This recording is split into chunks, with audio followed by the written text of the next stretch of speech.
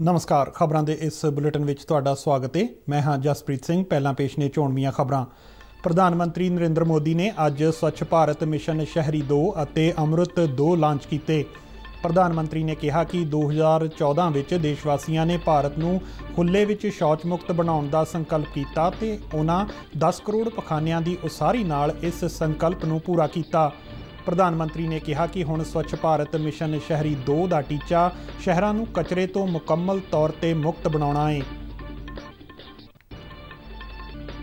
पंजाब के मुख्यमंत्री चरणजीत सिंह चन्नी ने अज अपने दिल्ली दौरे दौरान प्रधानमंत्री नरेंद्र मोदी नाल मुलाकात की। मुलाकात दौरान मुख्य तौर पर किसानी नाल संबंधी मुद्दों पर चर्चा की गई। भारत के युवा मामले और खेडों बारे मंत्री अनुराग ठाकुर ने अज उत्तर प्रदेश के प्रयागराज तो आज़ादी का अमृत महोत्सव तहत देश भर में 1 महीने तक चलने वाली स्वच्छ भारत मुहिम की शुरुआत की। देशव्यापी क्लीन इंडिया मुहिम लॉन्च होने के नाल ही पंजाब के वख-वख शहरों में भी स्वच्छता अभियान की शुरुआत की गई।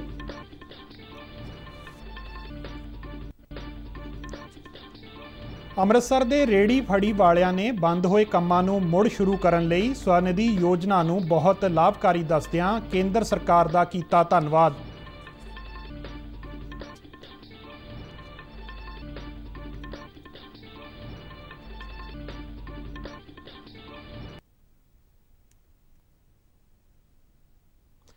ते हुण खबरां विस्तार नाल। प्रधानमंत्री नरेंद्र मोदी ने अज स्वच्छ भारत मिशन शहरी 2 और अमृत 2 लांच किए। इस मौके अपने वर्चुअल संबोधन में प्रधानमंत्री ने कहा कि 2014 में देशवासियों ने भारत को खुले में शौच मुक्त बनाने का संकल्प किया और उन्होंने 10 करोड़ पखानियां की उसारी नाल इस संकल्प को पूरा किया। उन्होंने कहा कि हुण स्वच्छ भारत मिशन शहरी 2 का टीचा शहरों को कचरे तो मुकम्मल तौर पर मुक्त बनाना है। प्रधानमंत्री ने मिशन अमृत के अगले पड़ाव के देश के टीचे बारे गल करदियां कहा कि इस तहत सीवरेज विच सुधार और सैप्टिक प्रबंध तो इलावा देश के शहरों को पानी के लिहाज नाल सुरक्षित बनाना और यह यकीनी बनाना है कि साडे दरियावां विच किते भी सीवेज का पानी ना पवे। नरेंद्र मोदी ने शहरी नवीनीकरण और साफ सफाई के लिहाज नाल होए परिवर्तन की सफलता का सिहरा महात्मा गांधी नूं दिता। उन्होंने कहा कि यह मिशन महात्मा गांधी की प्रेरणा का ही नतीजा ने और इन्हों उन्हां दे आदर्शां राहीं ही साकार किया जा रहा है। प्रधानमंत्री ने पखानियां की उसारी कारण देश दीआं मातावां ते धीआं नूं होई वड्डी सहूलत का भी जिक्र किया। 2014 में देशवासियों ने भारत को खुले में शौच से मुक्त करने का ओडीएफ बनाने का संकल्प लिया था। 10 करोड़ से ज्यादा शौचालयों के निर्माण के साथ देशवासियों ने ये संकल्प पूरा किया।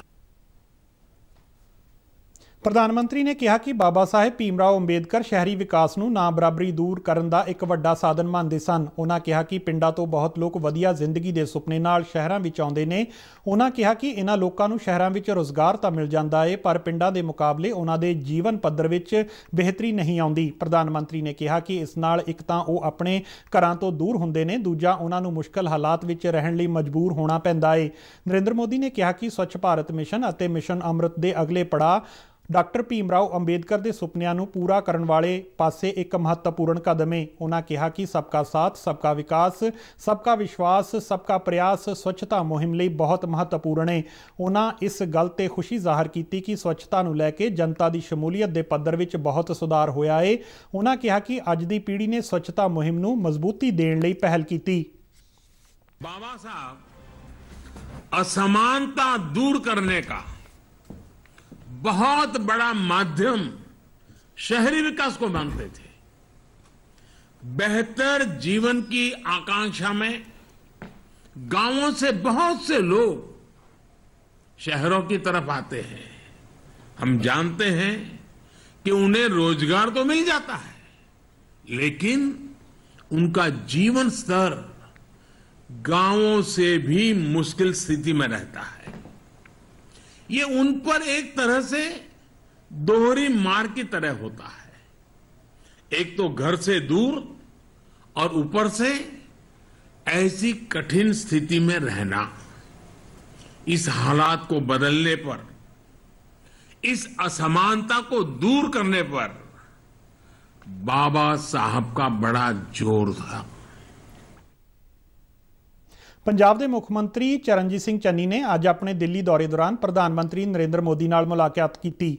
समझिया जा रहा है कि उन्होंने झोने की खरीद बारे मुद्दों ते प्रधानमंत्री नाल गलबात की।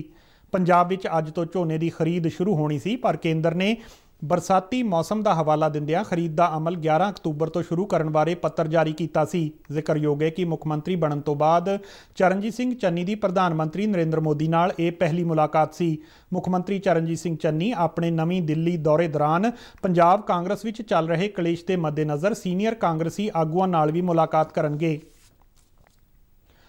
भारत के युवा मामले और खेडों बारे मंत्री अनुराग ठाकुर ने अज उत्तर प्रदेश के प्रयागराज तो आज़ादी का अमृत महोत्सव तहत देश भर में 1 महीने तक चलने वाली स्वच्छ भारत मुहिम की शुरुआत की। इस मुहिम दौरान वख-वख विभागों का सहयोग लिया जाएगा। स्वच्छ भारत मुहिम नेहरू युवा संगठन के नैटवर्क राही देश के 744 जिलों में पैंदे कोई 6 लाख पिंडों में चलाई जाएगी। 1 अक्तूबर तो 31 अक्तूबर तक चलने वाली इस स्वच्छ भारत मुहिम का मकसद लोगों में साफ सफाई बारे जागरूकता पैदा करने के नाल उन्होंने कचरे की सफाई खास करके सिंगल यूज प्लास्टिक तो मुक्ति में शामिल करना है। मुहिम दौरान पूरे देश में 75 लाख किलोग्राम प्लास्टिक कचरा इकट्ठा किया जाएगा और नागरिकों की भागीदारी नाल इसनूं लांबे लाया जाएगा।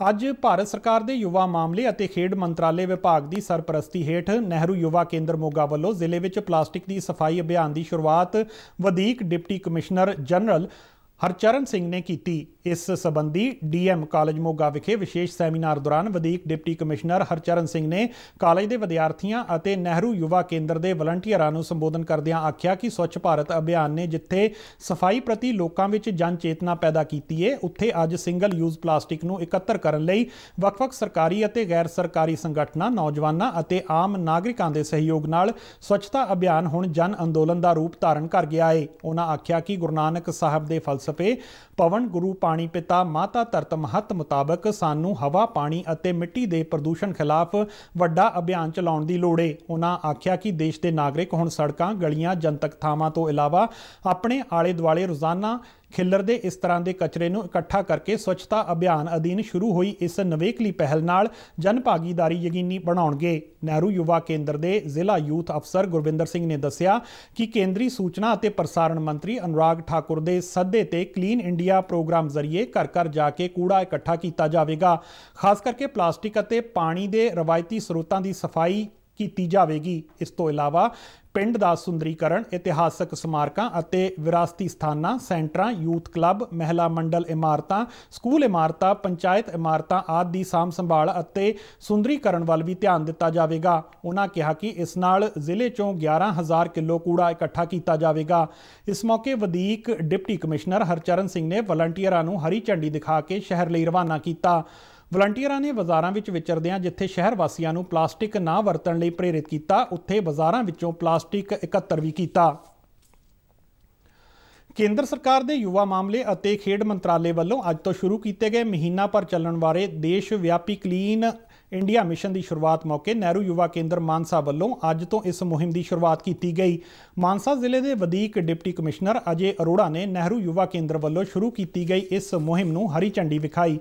इस मौके डिप्टी कमिश्नर ने नेहरू युवा केंद्र के वलंटियरां नूं अपील की कि वह कचरा इकट्ठा करन दे नाल नाल लोकां नूं प्लास्टिक ना वरतण अते अपने आले दुआले साफ सफाई बारे जागरूक करन। उन्हां इस मौके हाज़र लोकां अते वलंटियरां नूं स्वच्छता संबंधी सौं भी चुकाई अते सफाई वैन नूं झंडी दे के रवाना किया। नेहरू युवा केंद्र मानसा वालों कूड़ा करकट इकट्ठा करने वास्ते कपड़े के बने थैले वलंटियरां नूं दिते गए। इस तो पहलां समागम बारे जानकारी दिंदिआं इस मुहिम के प्रबंधक डॉक्टर संदीप कंड अते सरबजीत सिंह ने कहा कि नैशनल पद्धर ते इस मुहिम में 75 lakh kilogram single use plastic इकट्ठा करने का टीचा रखा गया है।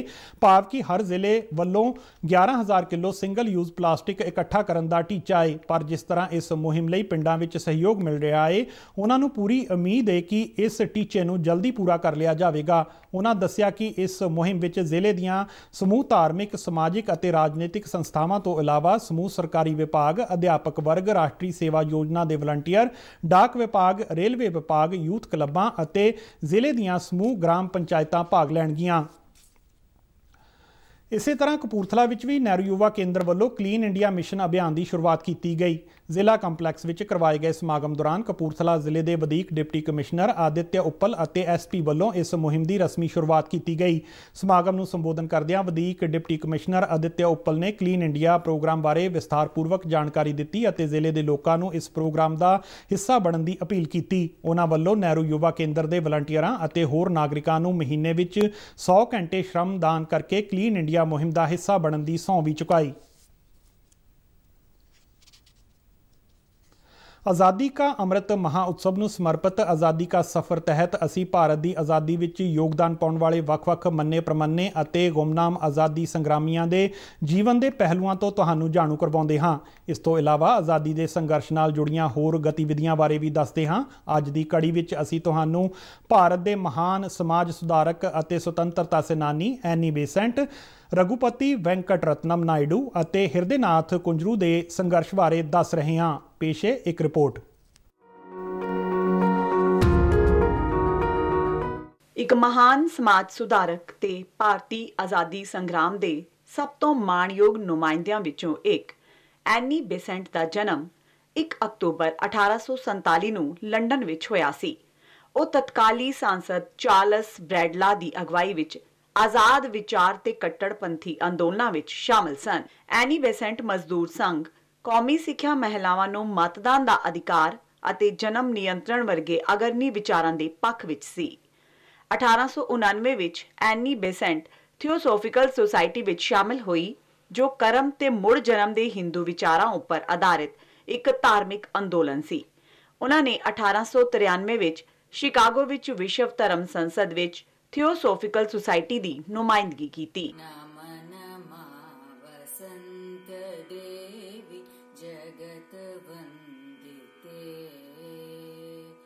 प्रज्वलिते ज्ञान ज्योति सकल जनहिते नम नमा वसंत देवी जगत वंदिते। ਐਨੀ ਬੇਸੈਂਟ 1893 ਵਿੱਚ ਭਾਰਤ ਆਈ ਤੇ ਉਹਨਾਂ ਨੂੰ ਇੱਥੋਂ ਦੀ ਮਿੱਟੀ ਨਾਲ ਪਿਆਰ ਹੋ ਗਿਆ।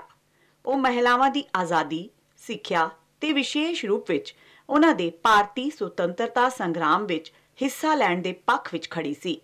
ਮਹਾਤਮਾ ਗਾਂਧੀ ਨੇ ਇੱਕ ਵਾਰ ਐਨੀ ਬੇਸੈਂਟ ਦੇ ਬਾਰੇ ਕਿਹਾ ਸੀ ਕਿ ਉਹਨਾਂ ਨੇ ਭਾਰਤੀ ਲੋਕਾਂ ਨੂੰ ਗੂੜੀ ਨੀਂਦ ਤੋਂ ਜਗਾਇਆ ਏ।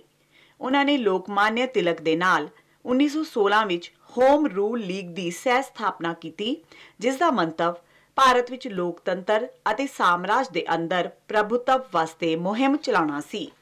ਜੂਨ 1917 ਵਿੱਚ ਜਦ ਬਰਤਾਨਵੀ ਸਮਾਜ ਨੇ ਐਨੀ ਬੇਸੈਂਟ ਨੂੰ ਗ੍ਰਿਫਤਾਰ ਕੀਤਾ ਤਾਂ ਕਾਂਗਰਸ ਅਤੇ ਮੁਸਲਿਮ ਲੀਗ ਦੋਵਾਂ ਨੇ ਇਸ ਦਾ ਸਖਤ ਵਿਰੋਧ ਕੀਤਾ। ਸਤੰਬਰ 1917 ਵਿੱਚ ਜਦ ਬੇਸੈਂਟ ਨੂੰ ਰਿਹਾ ਕੀਤਾ ਗਿਆ ਤਾਂ ਦੇਸ਼ ਭਰ ਤੋਂ ਲੋਕਾਂ ਦੇ ਹਜੂਮ ਨੇ ਉਹਨਾਂ ਦਾ ਸਵਾਗਤ ਕੀਤਾ। ਬਾਅਦ ਵਿੱਚ ਦਸੰਬਰ 1917 ਵਿੱਚ ਉਹਨਾਂ ਨੂੰ ਭਾਰਤੀ ਰਾਸ਼ਟਰੀ ਕਾਂਗਰਸ ਦੀ ਪਹਿਲੀ ਮਹਿਲਾ ਪ੍ਰਧਾਨ ਦੇ ਰੂਪ ਵਿੱਚ ਚੁਣਿਆ ਗਿਆ। ਐਨੀ ਬੇਸੈਂਟ ਨੇ 1916 ਵਿੱਚ ਦਰਭੰਗਾ ਦੇ ਮਹਾਰਾਜਾ ਰਮੇਸ਼ਵਰ ਸਿੰਘ, ਬਨਾਰਸ ਦੇ ਮਹਾਰਾਜਾ ਪ੍ਰਭੂ ਨਾਰਾਇਣ ਸਿੰਘ, ਮਦਨ ਮੋਹਨ ਮਾਲਵੀਆ ਅਤੇ ਸੁੰਦਰ ਲਾਲ ਦੀ ਸਹਾਇਤਾ ਨਾਲ ਬਨਾਰਸ ਹਿੰਦੂ ਯੂਨੀਵਰਸਿਟੀ ਦੀ ਸਥਾਪਨਾ ਕੀਤੀ। ਬਾਅਦ ਵਿੱਚ ਉਹਨਾਂ ਨੇ 1922 ਵਿੱਚ ਹੈਦਰਾਬਾਦ ਰਾਸ਼ਟਰੀ ਕਾਲਜੀਏਟ ਬੋਰਡ ਭਾਰਤ ਦੀ ਸਥਾਪਨਾ ਵਿੱਚ ਵੀ ਸਹਿਯੋਗ ਕੀਤਾ। 20 ਸਤੰਬਰ 1933 ਨੂੰ ਚੇਨਈ ਵਿੱਚ ਐਨੀ ਬੇਸੈਂਟ ਦਾ ਦੇਹਾਂਤ ਹੋ ਗਿਆ। ਰਘੂਪਤੀ ਵੈਂਕਟ ਰਤਨਮ ਨਾਇਡੂ ਦਾ ਜਨਮ 1 ਅਕਤੂਬਰ 1862 ਨੂੰ ਆਂਧਰ ਪ੍ਰਦੇਸ਼ ਦੇ ਮਛਲੀਪਟਨਮ ਵਿੱਚ ਹੋਇਆ ਸੀ। ਉਹਨਾਂ ਦੇ ਪਿਤਾ ਰਘੂਪਤੀ ਅਪਾਇਆ ਨਾਇਡੂ ਸੈਨਾ ਵਿੱਚ ਸੂਬੇਦਾਰ ਸਨ ਤੇ ਉਹ ਚੰਦਰਪੁਰ ਵਿੱਚ ਰਹਿੰਦੇ ਸਨ। ਇਸ ਨਾਲ ਰਘੂਪਤੀ ਵੈਂਕਟ ਰਤਨਮ ਨੂੰ ਹਿੰਦੀ, ਉਰਦੂ ਤੇ ਫਾਰਸੀ ਜ਼ੁਬਾਨਾਂ ਦਾ ਗਿਆਨ ਹਾਸਲ ਕਰਨ ਵਿੱਚ ਮਦਦ ਮਿਲੀ। ਉਹਨਾਂ ਨੇ ਮਦਰਾਸ ਕ੍ਰਿਸਚੀਅਨ ਕਾਲਜ ਤੋਂ BA ਕੀਤੀ। ਉਹਨਾਂ ਨੇ ਮਦਰਾਸ ਯੂਨੀਵਰਸਿਟੀ ਤੋਂ MA ਤੇ LT ਪੂਰਾ ਕਰਨ ਵਾਸਤੇ ਅੱਗੇ ਦੀ ਸਿੱਖਿਆ ਜਾਰੀ ਰੱਖੀ। ਰਘੂਪਤੀ ਵੈਂਕਟ ਰਤਨਮ ਨੇ ਲੋਕਾਂ ਨੂੰ ਇਮਾਨਦਾਰ ਨਾਗਰਿਕ ਦੇ ਤੌਰ ਤੇ ਸਿੱਖਿਅਤ ਕਰਨ ਲਈ 1891 ਵਿੱਚ ਸਮਾਜਿਕ ਸ਼ੁੱਧਤਾ ਸੰਘ ਦੀ ਸਥਾਪਨਾ ਕੀਤੀ। ਉਹਨਾਂ ਨੇ ਛੂਤ-ਛਾਤ ਦੇ ਖਾਤਮੇ ਤੇ ਅਨੁਸੂਚਿਤ ਜਾਤੀਆਂ ਦੇ ਉਤਥਾਨ ਲਈ ਕੰਮ ਕੀਤਾ ਤੇ ਉਹਨਾਂ ਲਈ ਇੱਕ ਅਨਾਥ ਆਸ਼ਰਮ ਤੇ ਵਿਦਿਆਰਥੀਆਂ ਦੇ ਰਹਿਣ ਵਾਸਤੇ ਇੱਕ ਹੋਸਟਲ ਦੀ ਸਥਾਪਨਾ ਕੀਤੀ। ਰਘੂਪਤੀ ਵੈਂਕਟ ਰਤਨਮ ਨੇ ਆਂਧਰਾ ਵਿੱਚ ਦੇਵਦਾਸੀ ਪ੍ਰਥਾ ਦੇ ਖਾਤਮੇ ਲਈ ਯਤਨ ਕੀਤੇ ਤੇ ਕਾਫੀ ਹੱਦ ਤੱਕ ਉਹ ਇਸ ਵਿੱਚ ਸਫਲ ਵੀ ਰਹੇ। ਰਘੂਪਤੀ ਵੈਂਕਟ ਰਤਨਮ ਨੇ ਵਿਧਵਾ ਮੁੜ ਵਿਆਹ ਨੂੰ ਉਤਸ਼ਾਹਿਤ ਕੀਤਾ ਤੇ ਮਹਿਲਾ ਸਿੱਖਿਆ ਨੂੰ ਹੱਲਾਸ਼ੇਰੀ ਦਿੱਤੀ। ਉਹਨਾਂ ਨੇ ਆਂਧਰ ਵਿੱਚ ਬ੍ਰਹਮ ਸਮਾਜ ਅੰਦੋਲਨ ਨੂੰ ਅੱਗੇ ਵਧਾਇਆ। ਇਹਨਾਂ ਸਾਰੇ ਸਮਾਜਿਕ ਸੁਧਾਰਾਂ ਕਾਰਨ ਵੀਰ ਸੰਗਿਲਮ ਪੰਥਲੂ ਮਗਰੋਂ ਆਂਧਰ ਦੇ ਦੂਜੇ ਮਹਾਨ ਸਮਾਜ ਸੁਧਾਰਕ ਦੇ ਰੂਪ ਵਿੱਚ ਉਹਨਾਂ ਨੂੰ ਜਾਣਿਆ ਜਾਂਦਾ ਹੈ। ਰਘੂਪਤੀ ਵੈਂਕਟ ਰਤਨਮ ਨੇ 26 ਮਈ 1939 ਨੂੰ ਅੰਤਿਮ ਸਾਹ ਲਏ। ਅੱਜ ਦੇ ਹੀ ਦਿਨ ਹਿਰਦੇਨਾਥ ਕੁੰਜਰੂ ਦਾ ਜਨਮ 1887 ਵਿੱਚ ਹੋਇਆ ਸੀ। ਉਹ ਇੱਕ ਭਾਰਤੀ ਸੁਤੰਤਰਤਾ ਸੈਨਾਨੀ ਤੇ ਮੰਨੀ ਪਰਮੰਨੀ ਹਸਤੀ ਸਨ। ਹਿਰਦੇਨਾਥ ਤਕਰੀਬਨ 4 ਦਹਾਕਿਆਂ ਤੱਕ ਪ੍ਰਾਦੇਸ਼ਿਕ ਤੇ ਕੇਂਦਰੀ ਪੱਧਰ ਉੱਪਰ ਵੱਖ-ਵੱਖ ਵਧਾਈ ਸੰਸਥਾਵਾਂ ਵਿੱਚ ਸੇਵਾ ਨਿਭਾਉਂਦੇ ਰਹੇ। ਇੱਕ ਤਜਰਬੇਕਾਰ ਸੰਸਦ ਵੀ ਸਨ। ਉਹ ਭਾਰਤ ਦੀ ਸੰਵਿਧਾਨ ਸਭਾ 1946 ਤੋਂ 1950 ਤੱਕ ਮੈਂਬਰ ਵੀ ਰਹੇ।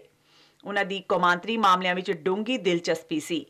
ਹਿਰਦੇਨਾਥ Indian council of world affair ਤੇ Indian school of international study ਦੇ ਸਹਿ ਸੰਸਥਾਪਕ ਸਨ। ਹਿਰਦੇਨਾਥ ਕੁੰਜਰੇ ਨੇ 3 ਅਪ੍ਰੈਲ 1978 ਨੂੰ ਆਖਰੀ ਸਾਹ ਲਏ। ਇਸ ਦੇ ਨਾਲ ਹੀ ਖਬਰਾਂ ਦਾ ਇਹ ਬੁਲੇਟਿਨ ਖਤਮ ਹੁੰਦਾ ਹੈ। ਨਮਸਕਾਰ।